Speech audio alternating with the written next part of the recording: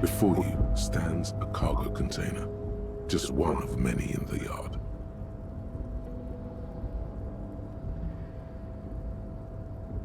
You do? Because I don't. There are a million containers here. Why are you fixating on this one?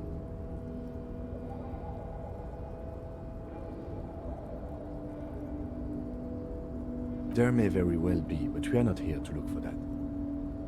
We are not here to interact with containers. We are here to talk to the Union, right?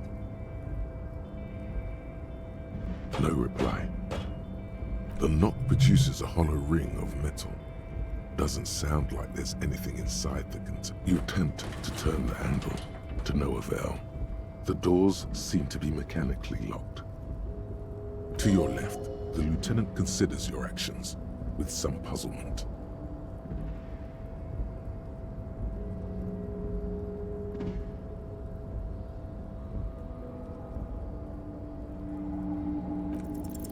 Why are you even trying to open a door with rhetoric?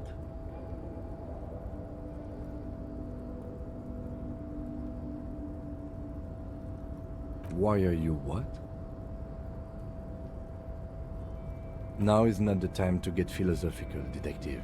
You can do that after hours.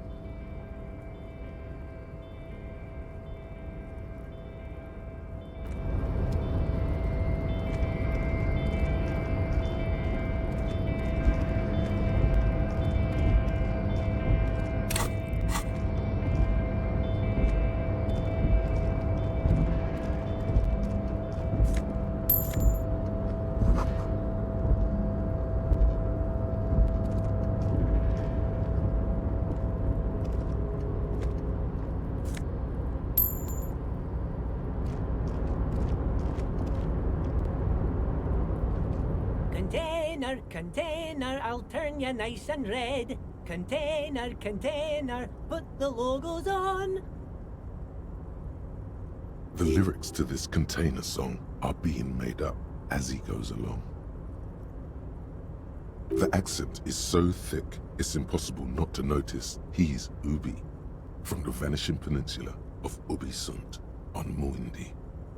Container, container, used to be Wild Pines. Container, container, now belongs to Everard. Everard, Everard, Everard, he looks after everyone. Huh? Well, hey there. How can I help you, mister? I see you are not a union man, mister. Did you get lost? You're not one of them scabs, are you? I mean, I don't personally mind. Folks is just folks, you know, and folks gotta eat. Just some of the other guys don't look too kindly on the scabbing kind, if you know what I mean, mister.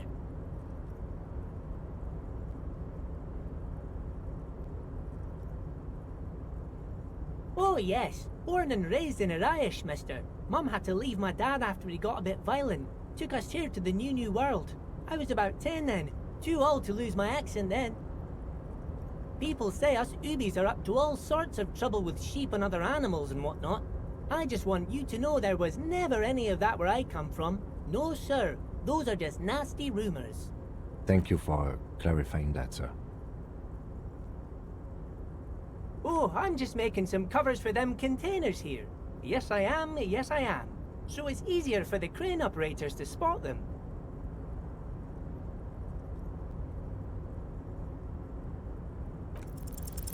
The containers in the yard are green in Wild Pine's livery, and the mountains rising behind Leo is all red in Union colors. It's like some red infection was spreading outwards from the container yard's core. There appear to be cisterns underneath the Union container covers.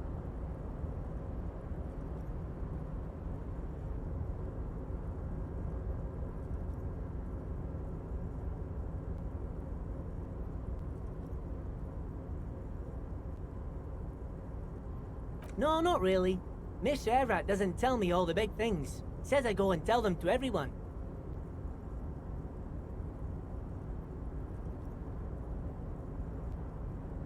Yes, they are hiding it from the inside. All the red containers have the Debarders Union logo on them. Oh, I don't know, mister. They say it's some chemicals. Most of them have labels on them, I think. Oh, no trouble at all, mister. No trouble at all.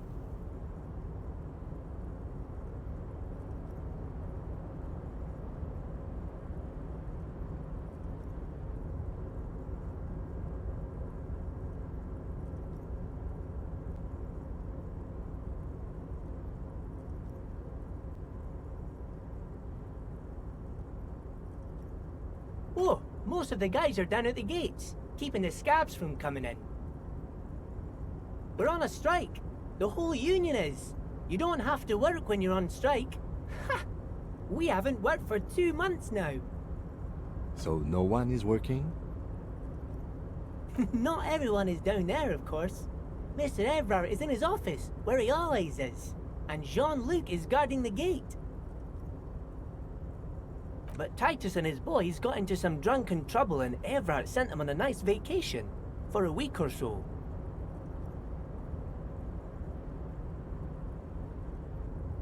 Oh, I'm not really supposed to talk about that. That's union business. Him and his boys stirred up something in town. Probably drank too much and got into a fight or something. I heard Mr. Evrard telling him to take some time off.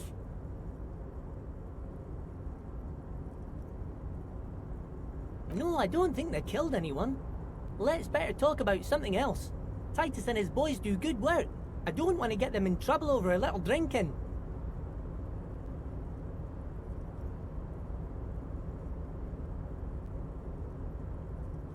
He probably doesn't know anything anyway. Who in their right mind would tell him?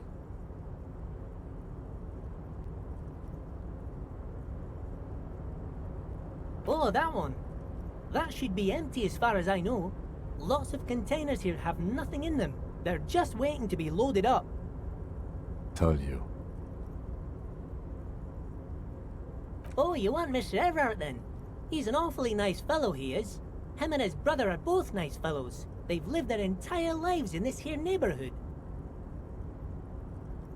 Guys like Mr. Evrard and Mr. Edgar, his brother, are real good guys. Made Martinez what it is today. Mr. Evrard and Mr. Edgar and I went to the same school we did when we were boys.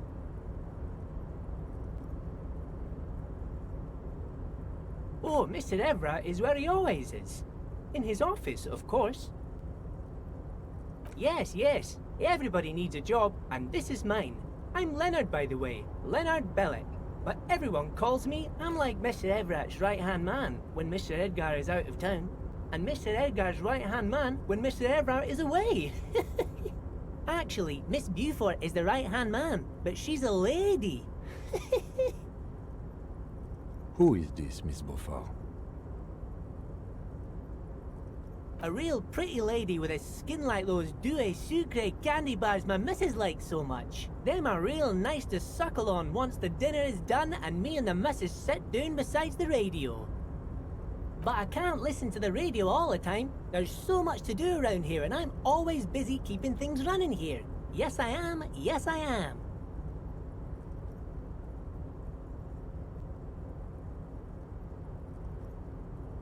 Oh, Lizzie. She is a real sharp tool. Mr. Evrard put her through some fancy school and everything, east of the river. 4 years she was gone, and when she came back, she was all fancy and lawyerly. He respects that word. That's obvious. But she's a real nice girl. Grew up in this here neighborhood. Knows everybody and gets along with everyone. Real pillar of the community one day, I'm sure. If me missus and me was to have a child, I'd be real happy if she turned out like her. But she can't have kids. Dr. Lemaitre said so, and she knows about such things. Been a doctor for almost 50 years, she has. So Evrard trained a lawyer named Miss Beaufort. Interesting.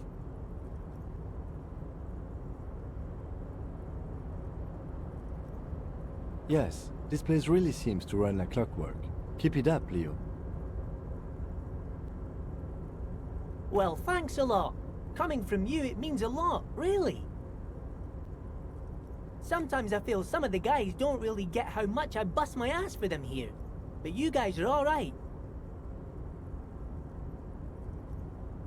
Bye-bye now.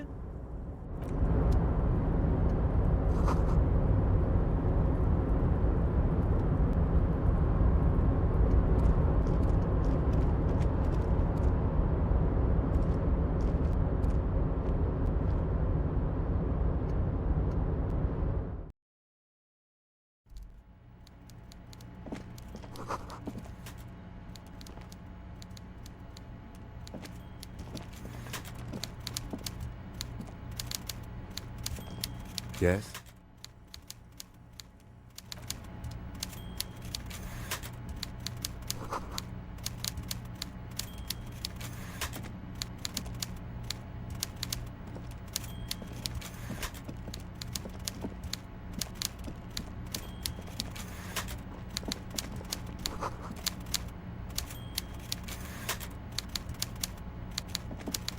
Before you is a walrus of a man seated behind a large desk. He looks up from his work, not the least bit surprised to see you. With great effort, he straightens himself up in his chair, yet says nothing. He simply stares at you, with a mixture of expectation and impatience well bottled. Welcome, Mr. Dubois, Mr. Kitsuragi. It's good of you two to stop by. Please, have a seat. I'm Everard Clare, head of the Debarders Union here in Martinez. I'd offer you my hand, but unfortunately my health prevents me from getting up. You understand? He looks extremely comfortable. The tiny folding chair, on the other hand, looks like a torture device. You go ahead, detective. Whatever he has in store for you, it can't be good, he thinks. I'll do my best. Forget about that. What's with this Dubois stuff? You're getting some seriously bad vibes from that name. Excellent, Mr. Dubois. I can see that you're a reasonable man, and reasonable men can be of great use to one another.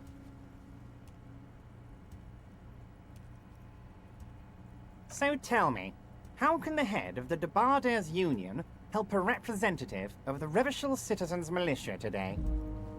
The chair you're sitting on has got to be the most uncomfortable chair in the world. It's violating your backside. Oh, by the way, I heard you got a rather rude reception from a certain Lawrence Gart. Some people have no manners, it pains me to say. This should take care of that nonsense. It should be sufficient to cover your expenses for a few days and patch over your differences with a cafeteria manager. Go ahead, take it. Wow, that's 25 real. That's good money. You need it.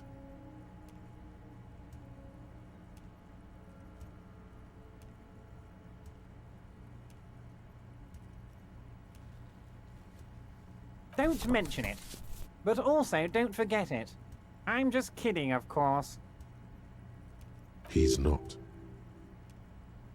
Now, I'd like to set your mind at ease about one other matter. Your lost gun. Let me assure you, Union people are on it as we speak. I've got my best hounds looking for that lost gun. His slug-like lips move, but all you hear is an echo. Lost gun, lost gun, lost gun.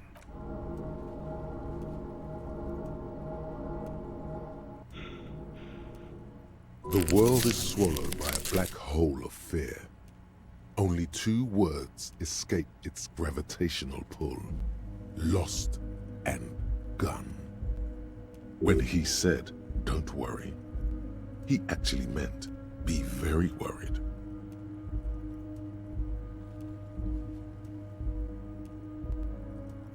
Are you all right, Harry? You seem anxious. Don't be. Everything's going to be all right. It's not like you left it loaded. You didn't lose a loaded gun. Local children aren't out there playing with it right now, pointing it into their own mouths. It's in a safe place. I just know it. I have a feeling everything's going to be all right. It was loaded. There were 2 bullets in it. You always keep at least 2 barrels loaded.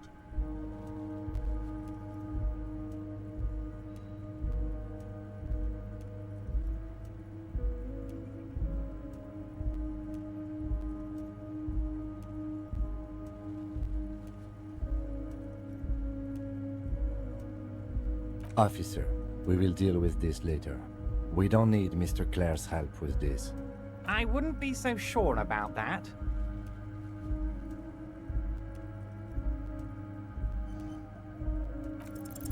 God, you're sweating. Your knee is jerking. You're about to cry, aren't you? You're about to cry because you lost your gun and those children are gonna shoot themselves with it.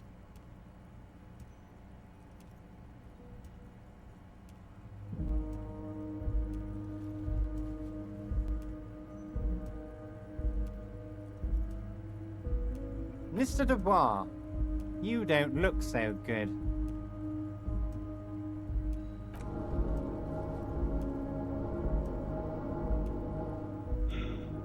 What is this, Mr. Dubois? He keeps repeating. What is he trying to pull here? You need to cool the fuck down. Chill. Mr. Dubois! Mr. Dubois! Harry!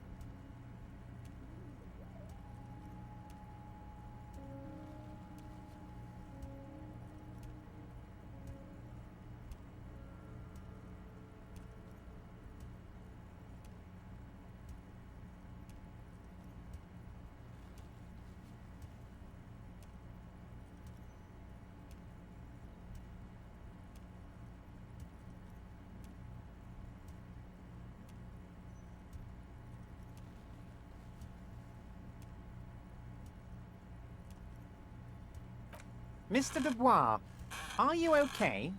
Can I get you a glass of water or something? Are you having some kind of medical emergency?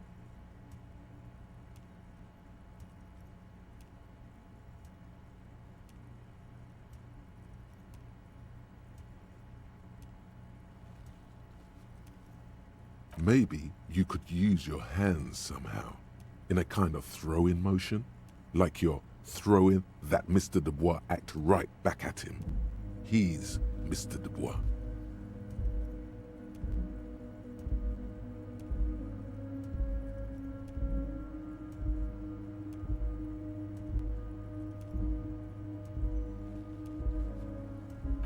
What an odd demonstration of... you got me, Harry. I don't even know what. As entertaining as it was, I'm afraid we're wasting our time. And I'm an extremely busy man, as I'm sure you are too. Okay, enough. We are here to ask you some questions pertaining to a murder investigation. Quick, here's your window. Get yourself together and ask him questions. Police officer questions.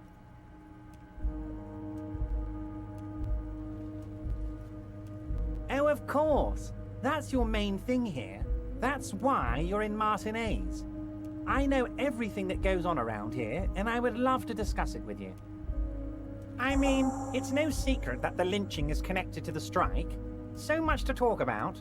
Honestly, it's been weighing on me so heavily. I understand you need to interview me.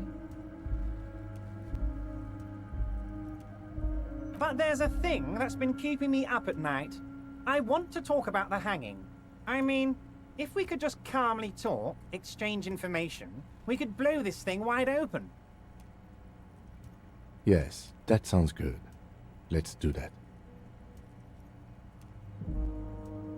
But I can't think straight with this thing weighing on me. You're police officers, aren't you? I have a crazy idea. You guys are basically door-opening machines, incredibly talented at opening doors.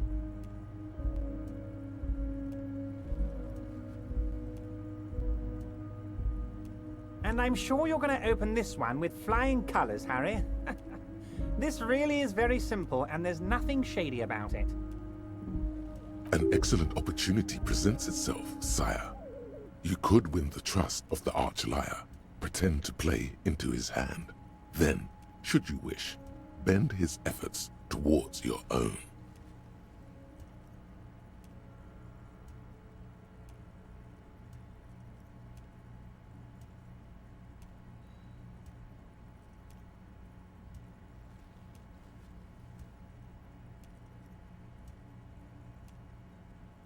Fantastic, my friend. Just let me know when it's done and we can take our friendship to the next level. You can get the key from Manana. He's down by the gates. Manana's like a free agent in the Union. Special operations. Hardened socialist. A real free thinker too. He'll tell you precisely where the door is. One last thing, Harry. Just open the door. You don't need to go in or anything. I just want that weasel to come home and see the unlocked door.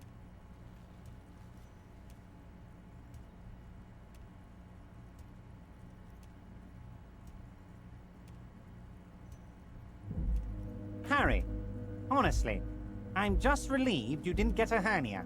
A man your age...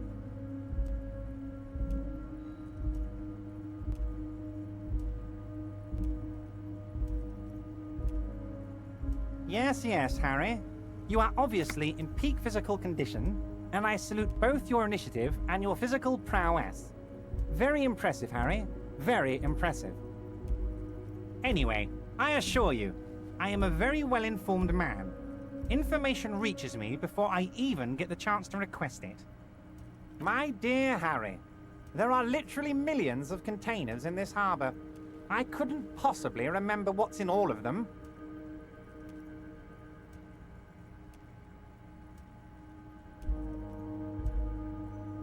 Harry, you smooth-talking son of a bitch.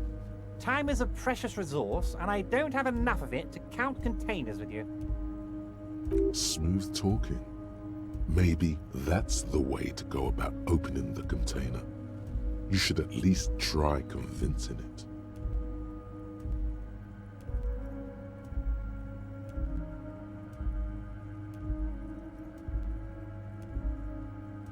Yes, your lost gun. My best men are on it. They're turning every stone, searching every playground, asking kids, grandmas, everyone. Your gun will be found, Harry. Let me assure you of that. It's just a matter of time and effort. The only way to find it seems to be working with him. He might even be holding your gun hostage.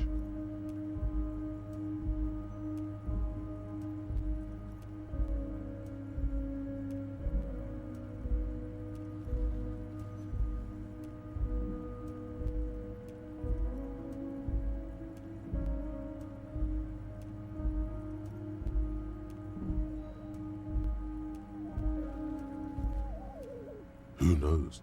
Only one thing is certain. If you work with him, you're going to get it back. And working with him might be the only way to do it.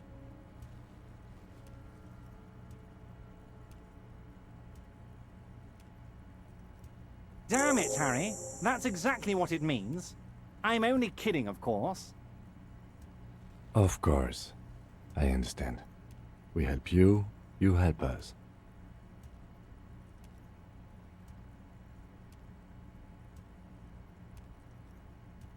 Of course. Let us dispatch with the formalities. You call me Everard, I call you Harry. My God, so it's true. I didn't want to believe it, but you are a fantastic science fiction amnesiac cop, aren't you? What are the odds of that?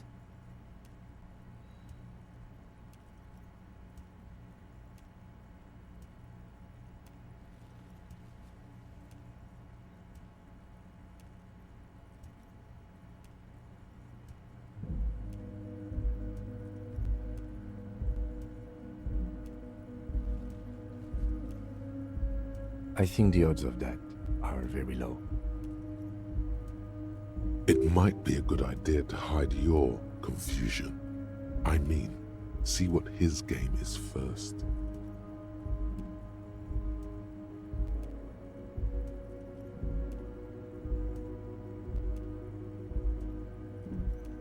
I assure you, there's nothing to be ashamed of, Harry.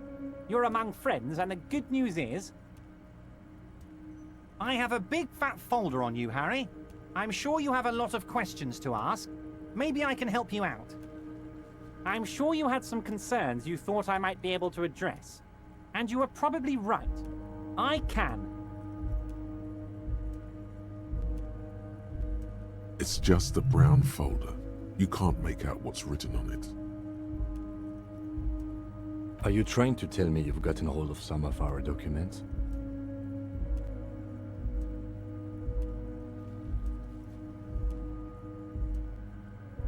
Mr. Kitsuragi, would you mind?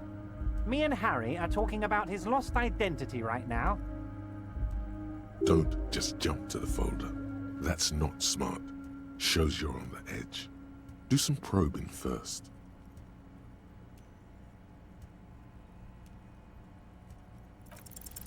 As you look at the folder, Everard covers it with his hand and pets it. Is he trying to hide that it's not a real RCM folder? It certainly doesn't have the RCM stamp on it. Okay, Harry, you got me.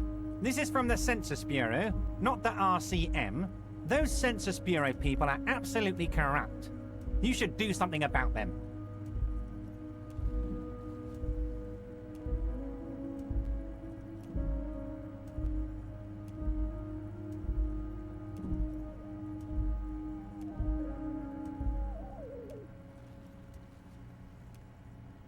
He got the name from the Census Bureau, and everything else from your actions here in Martinez. Yes, Mr. Kitsuragi from the Census Bureau. Like I said, now I'm actually a very busy man. So is there anything else I can do for you, Harry? That means he doesn't really know anything about you. A pity.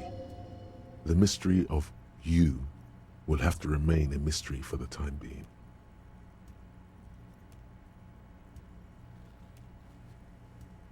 Yes, that's what I said. Try to keep up, okay? Let's move on.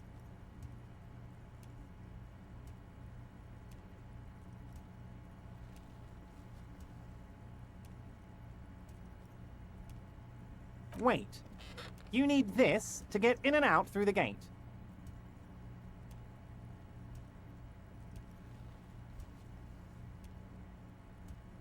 Here, you're one of us now. A real red and white Union man. Take care, Harry.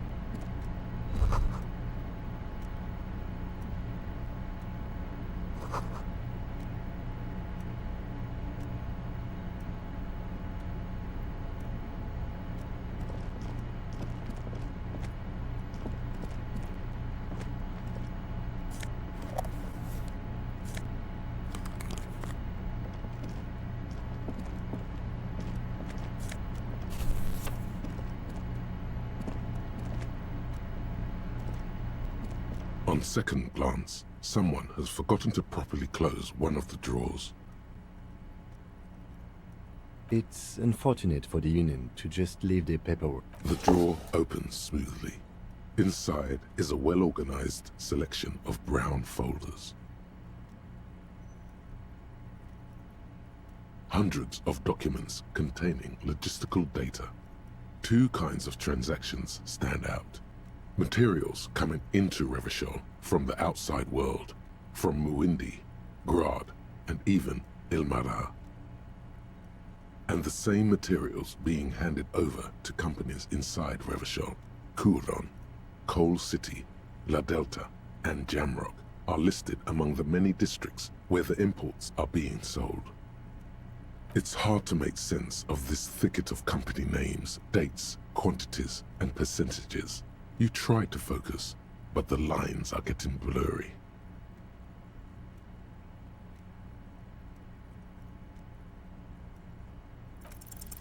Look how blurry all the lines on these papers are. How unwieldy your own willpower is to yourself. You're like an absurdist Samaran monk, focusing through not focusing.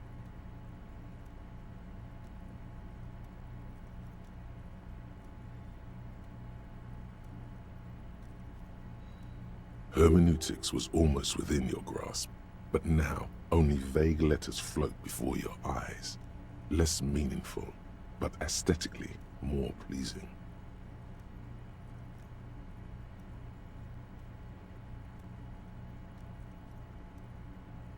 Is that what you're doing with those folders over there?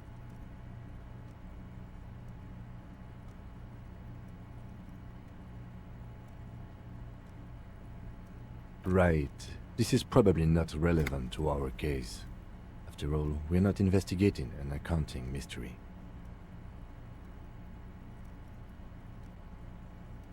The drawer slides.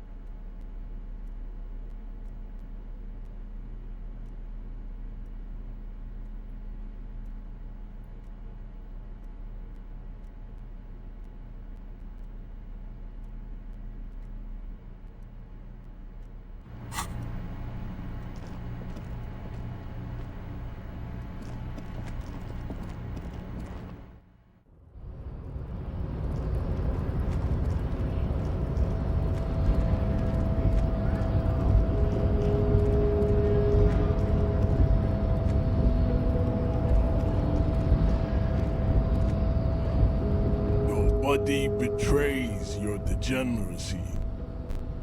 Yeah, Measurehead. His body totally betrays his degeneracy.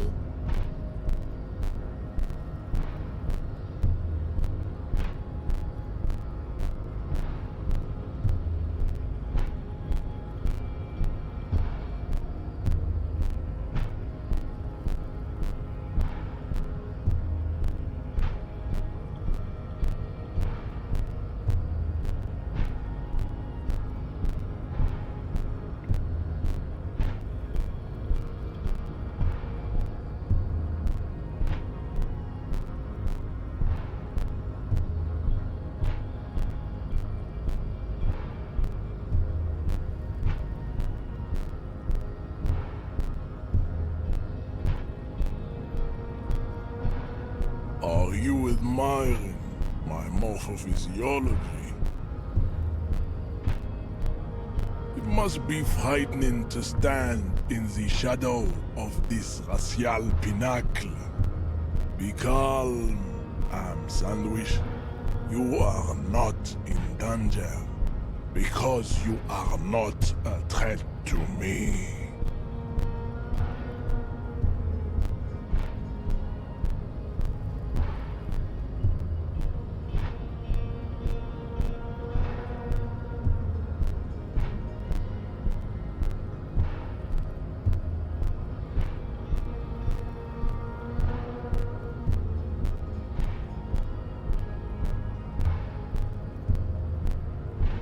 That is precisely the negligence that has led you to succumb to Al Ghul.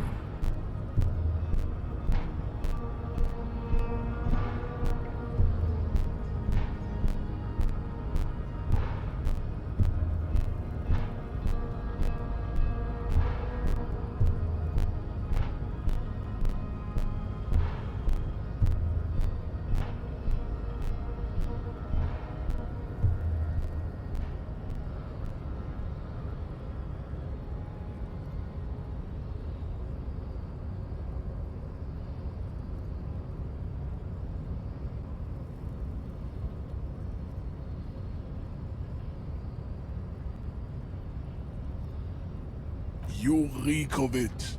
An invisible sword of Al Ghul emerges from your throat. You cannot see it, but others can. It is making the woman in my company sick.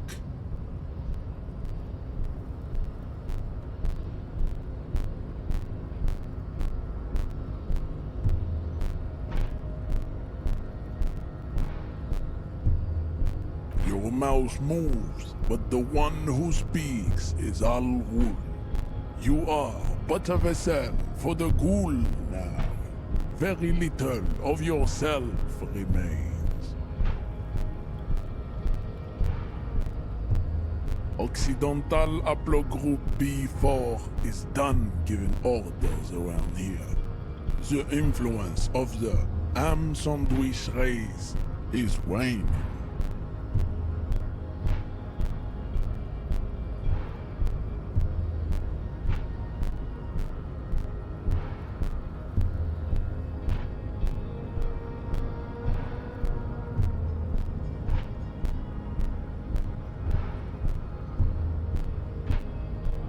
The ethanol fungus is deep within your nervous system, pulling the strings.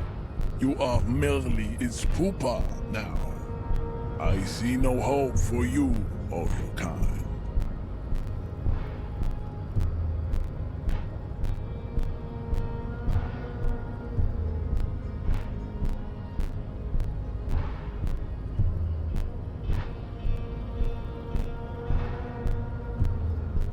Jerking motions, signs of a late-stage neurodegenerative disorder. How far the Occidental Haplogroup has fallen. You were once a noble and powerful race.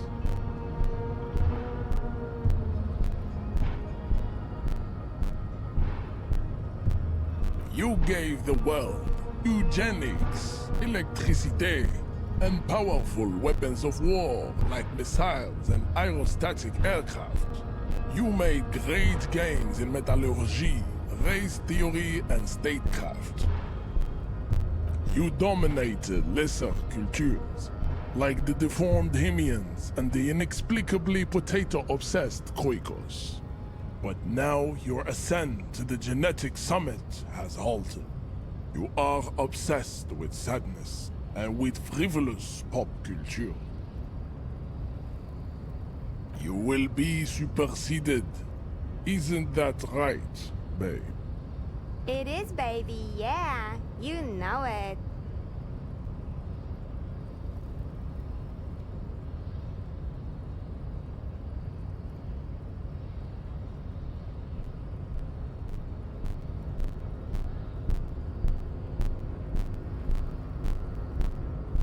Enough with this begging. You should leave the stage of history with dignity by inviting the other races to a great world war.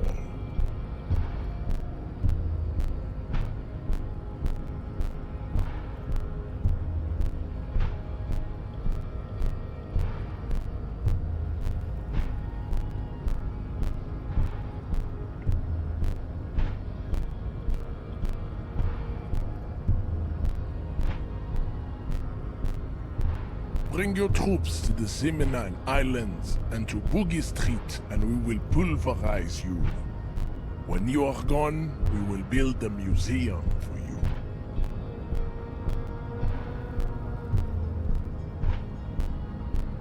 The walls will be lined with bottles of Al Ghul. your beloved beverage.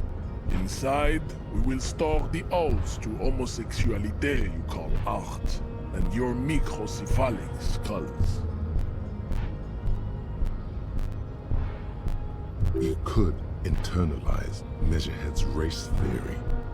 It would enrich you rhetorically.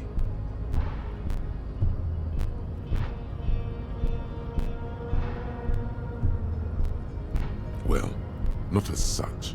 What you do with the mastery of advanced race theory is up to you. You could reject the findings, sure, or accept them and become an advanced racist.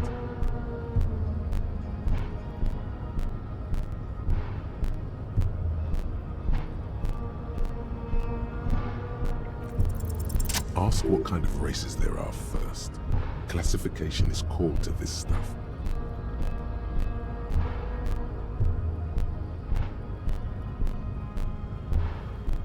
Do you?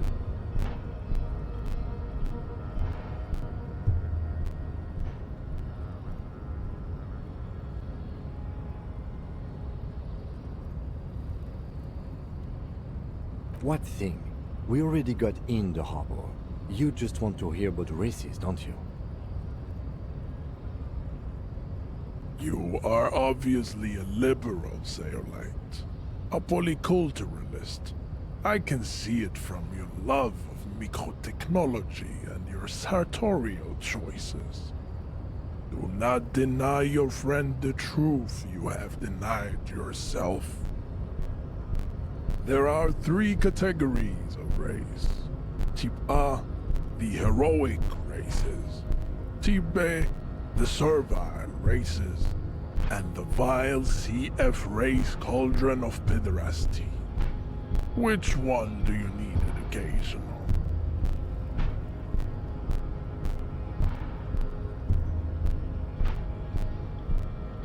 I knew you would go straight for the vile cauldron. Everyone does.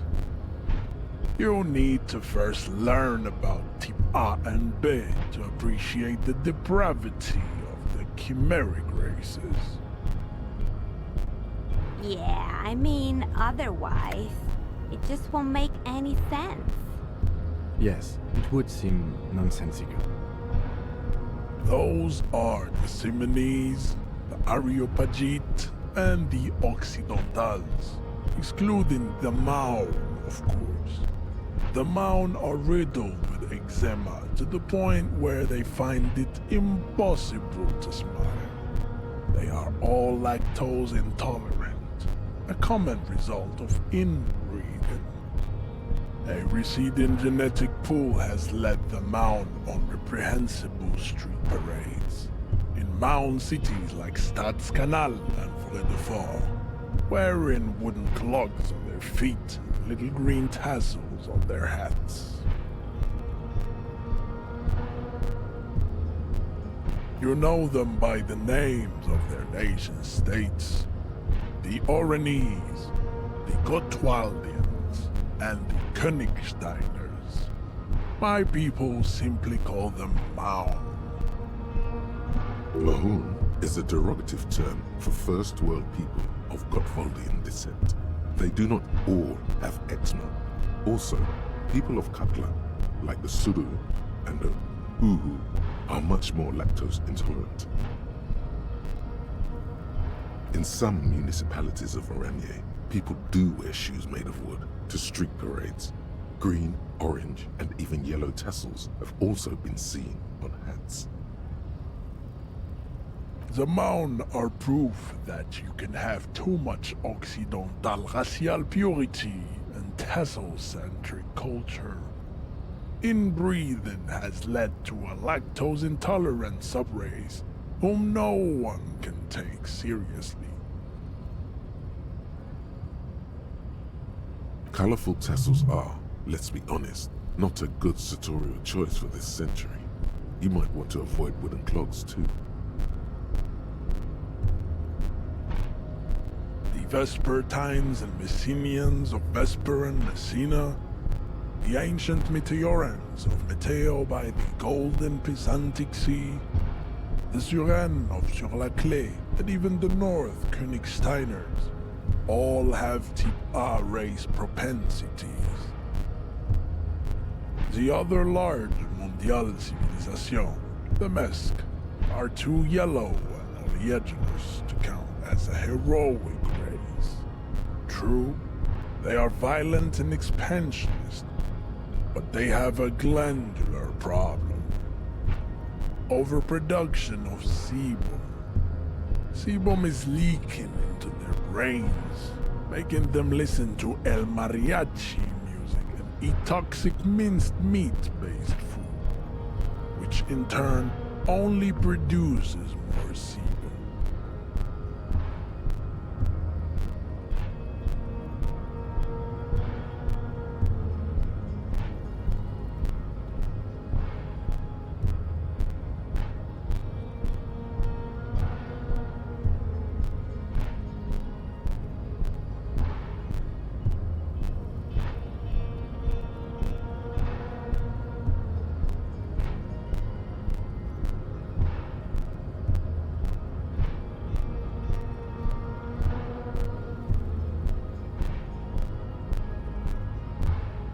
As proven by the Maun and the Mesk, Occidental Type A is in retrograde. The Semenese and the Areopagite are on the ascent. The indigenous people of this, the Insulindian archipelago, the Semenese inhabit the southern islands. I am Semenese, from the stock of Elysium on Ile de Fantôme. The Areopagites are the master race of the Ile Maran deserts. The Semenese are descendants of the Areopagites. We came here during a heroic migration from Ile Maran to Ansuland, thousands of years before the lactose-intolerant Maun Reten Occidentals discovered this place.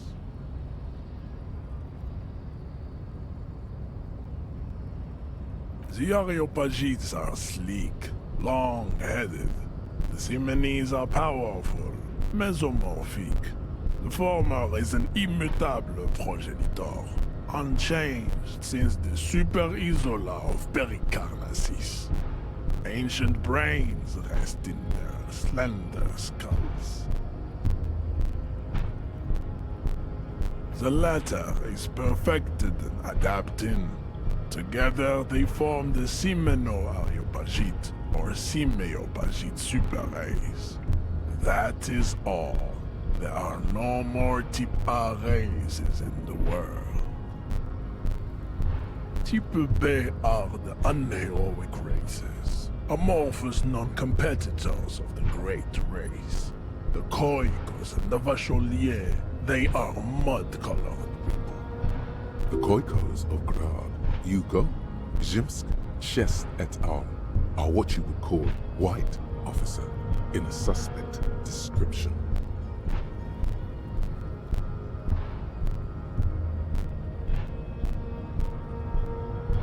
Yes, to an untrained eye, the Khoiko appear white and pinkish, like a hand sandwich. But look into their eyes and you will see. They are of an indistinct color, and so is their skin. Unhealthy, muddy, and ashen. Pinkness is a racial quality that has to be earned through centuries of advanced ballistic warfare and cultural domination that the Grad people have undergone for drinking Al-Rul and smoking the degenerate tobacco herb, and for eating potato. The Khoiko, the countless micronationalities of Grad, are all inexplicably obsessed with Podat. The only thing they like more is dividing into microscopic ethnostates, like political amoeba. Wouldn't he be one for ethnostates? They are microscopic. The Semenoareopagite superstate will cover the entire remaining planetary crust, uninterrupted. From Holy Semenine to the Boreal Plateau of Cut.